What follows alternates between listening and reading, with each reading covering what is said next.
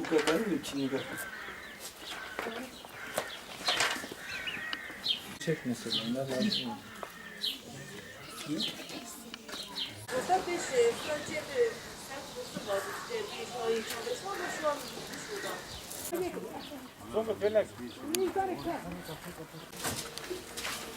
Geç otur.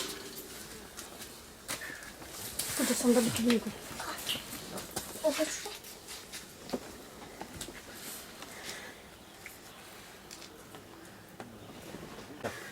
Yeşil kartı.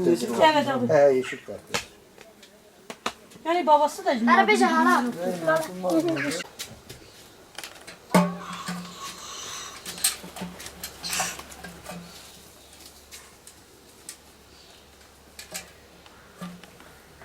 Amcası.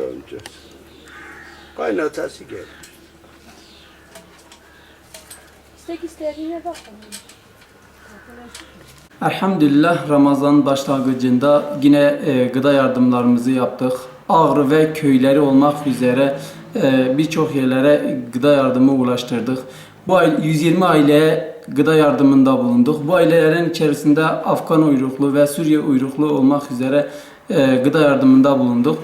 İleriki zamanlarda tekrar giyim yardımlarımız ve gıda yardımında tekrar bulunacağız.